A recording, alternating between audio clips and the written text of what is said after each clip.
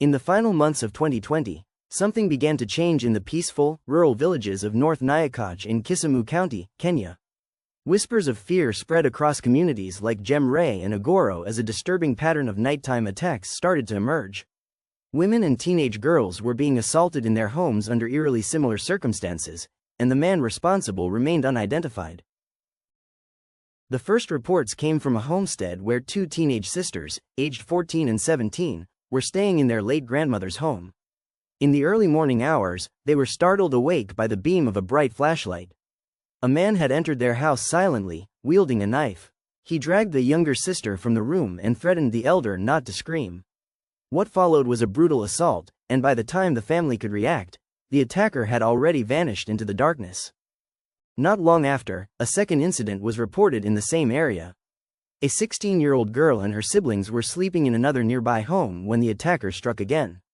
Using the same method, he entered silently through a window or door, used a flashlight to disorient his victims, and assaulted the girl while threatening the others into silence.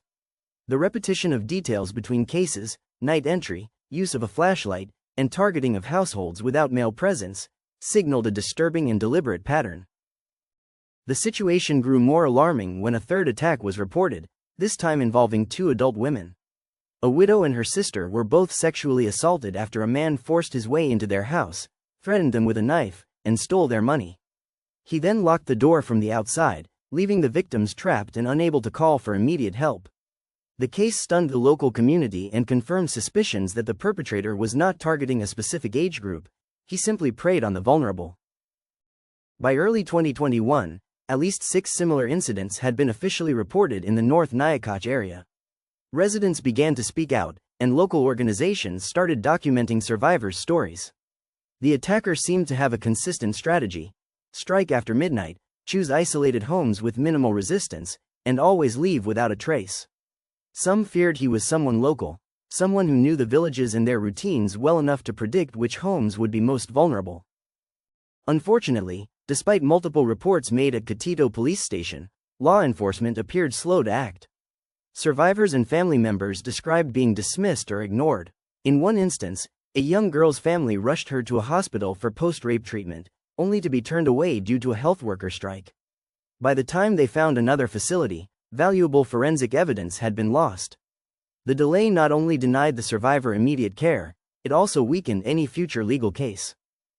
Community-based organizations like Comet and Anuka Success tried to fill the gap left by police and medical systems. They provided survivors with counseling, legal referrals, and emergency shelter support. But the damage had been done. The justice system's slow response had shattered trust, and most survivors were left to suffer in silence. By mid-2021, the attacks appeared to have stopped.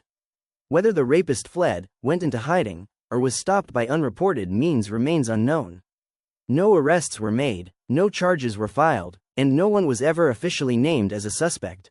The people of Nyakach were left with memories of fear and unanswered questions. The man who had terrorized their homes in the night was gone, but justice had not been served. Today, the story of the Nyakach serial rapist stands as a haunting reminder of what happens when survivors are not believed, when rural communities are not protected, and when systems meant to deliver justice fall silent. The women and girls of Nyakach still live with the scars of what happened, and the man responsible still walks free. How many more stories like this will remain untold, simply because no one listened in time? What does justice mean when the attacker is never found, and the survivors are left to rebuild in silence? In your view, what should change to make sure this never happens again? Please share your thoughts in the comments.